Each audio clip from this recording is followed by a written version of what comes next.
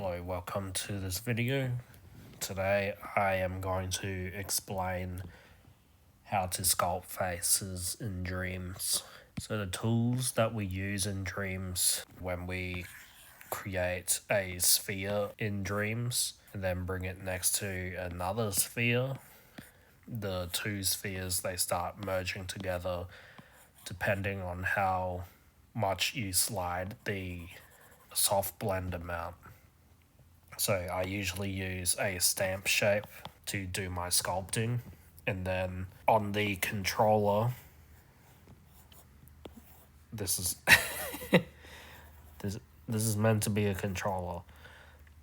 You use the two analog sticks to control the bendiness of the line. So this thing acts as an anchor point for your Bezier handles, your anchor points, adjusting this curve.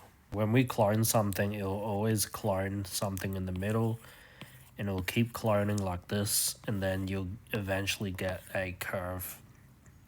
And you can adjust the curve with the analog stick, and it can be any curve that you want. It can be straight, it can be like this, it can be like this, it can be any curve that you want. You just move one sphere to, say, point A to B, and then you can adjust how it bridges together. And depending on the soft blend, it'll do it really smoothly or really jaggedy. So that's how the tool works in dreams. The thing you gotta be aware of in dreams is that when you clone something, it happens on an X and Y axis, so on a 2D plane. But you want to also keep in mind the Z plane as well. There's a curve that goes into the distance. Like, you want to keep an eye out on that Z plane or the Z plane. So to sculpt faces, all you need to do is think about letters of the alphabet. There's the T, the letter T, the V, and that's basically it. Just the T and the V.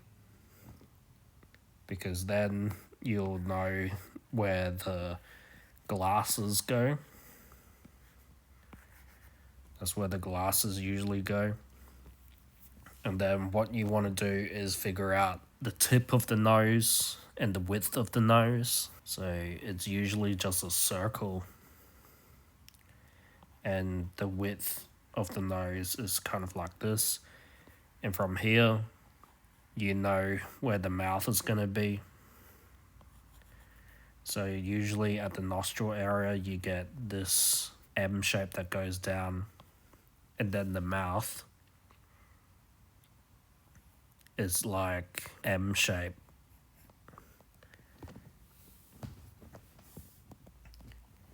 And then for the forehead, you have these two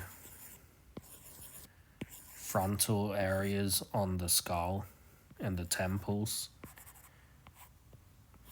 And yeah, that's all you need to look out for when sculpting faces. And then the eyeballs, once you have the eye sockets, it's just spheres that go in here. And then it's basically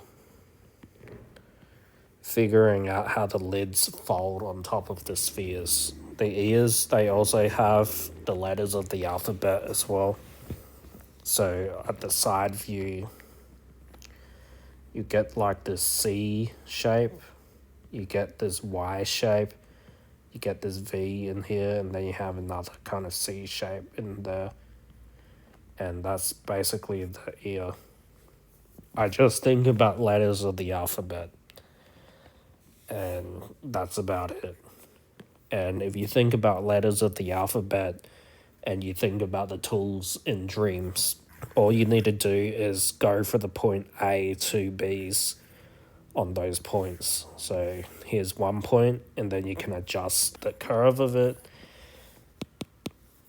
And here's another point with the tip of the nose. So then when you clone between these, it's really easy to do, especially with the soft blend that you can adjust with the 50% or 100%. Just experiment with that. And then for the V area, it's just point A to B with the spheres.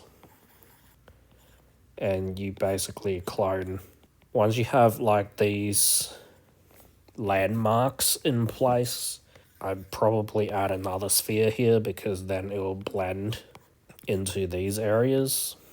The lips is basically a slight M shape like this, but I just focus on the corners of the mouth, and then the bottom lip a curved M shape like this. So when you think about the spheres in dreams, it's just cloning it from point A to B and trying to get those shapes in. Same thing with the ears.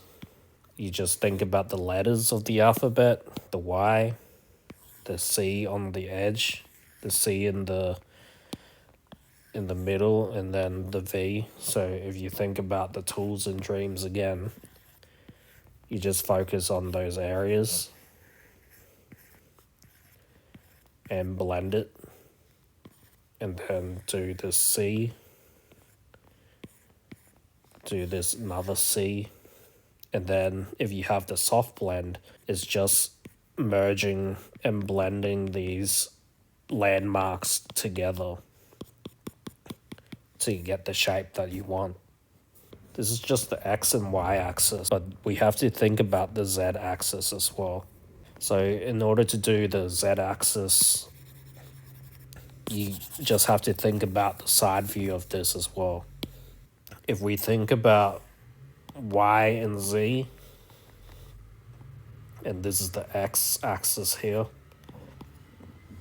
Now when we think about the T and the V, the T might be like this from the side, and then the V might be like this from the side. So then you also need another view, which is the Z and X.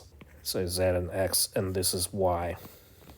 And then from the top is pretty much like a U shape all around.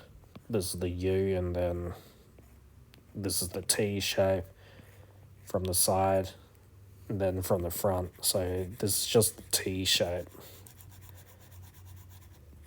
So from an orthographic view, it's just, it might look something like this.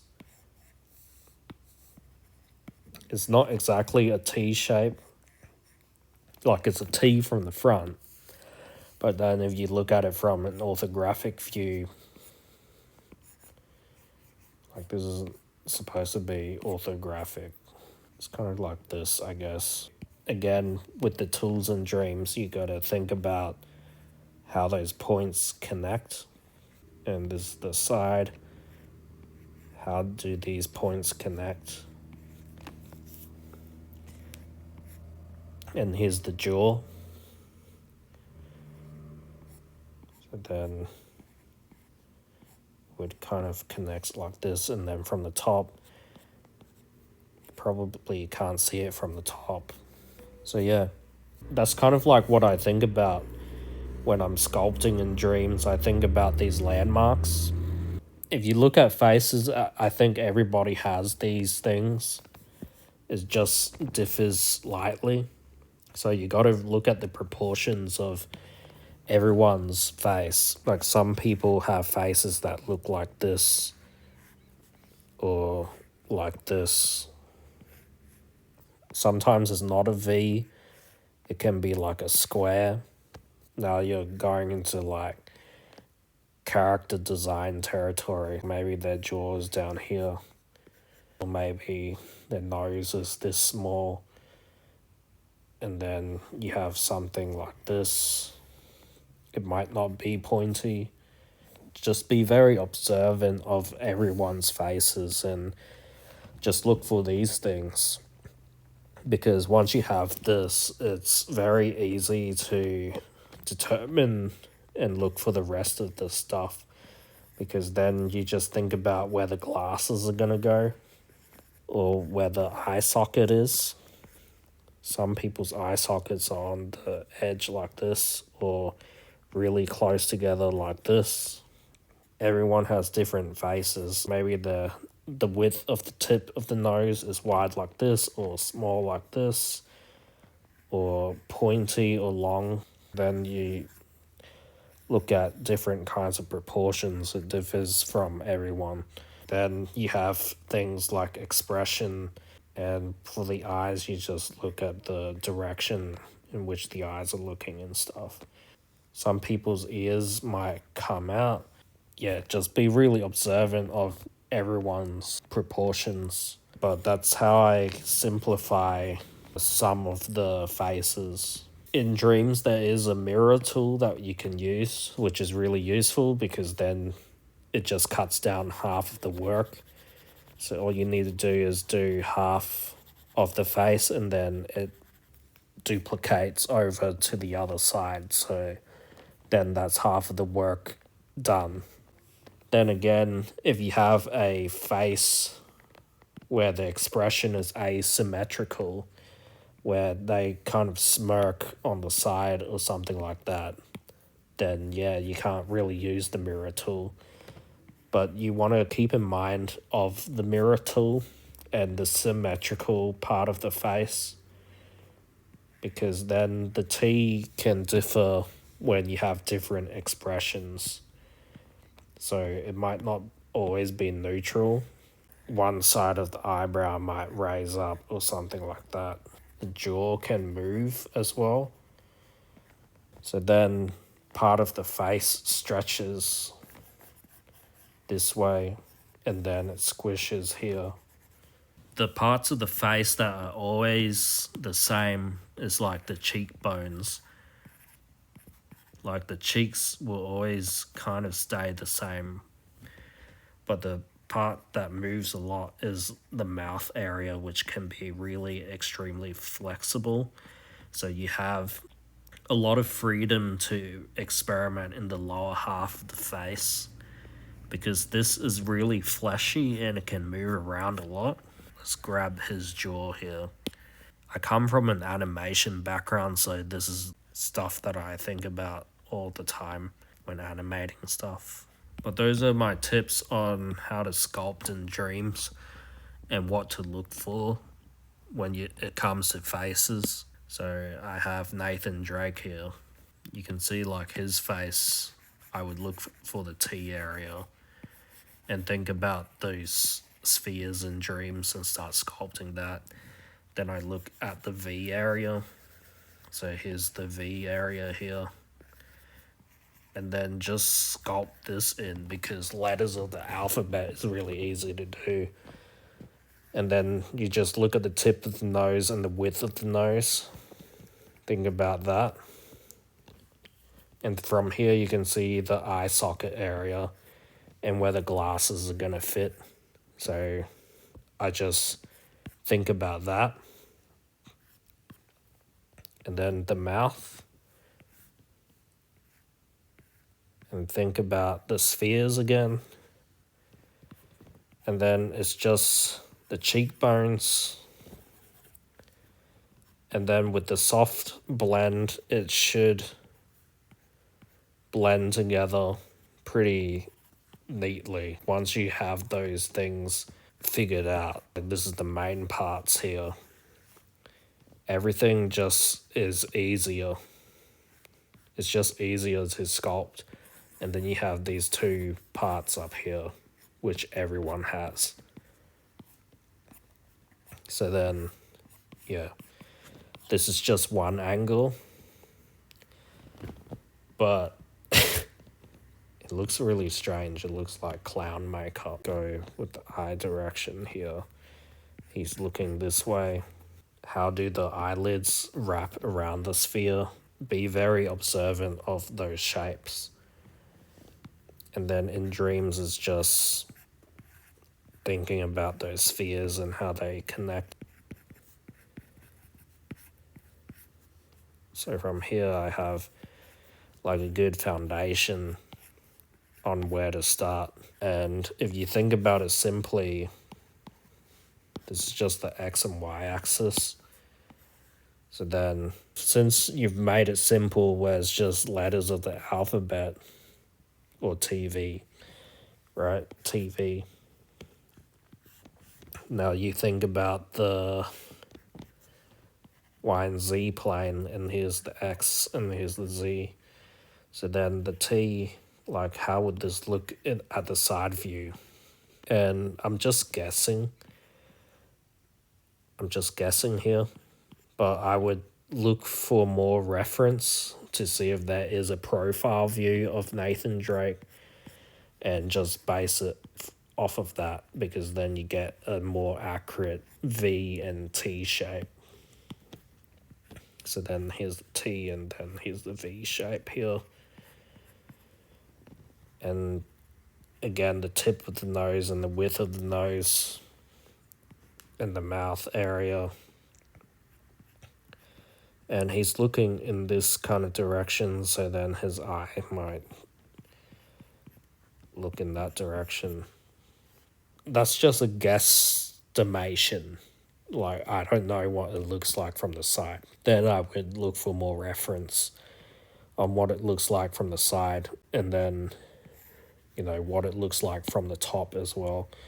So then you think about the Z, Y, and X.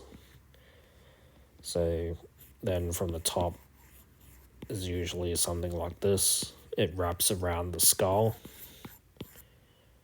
Like, what would it look like from the top?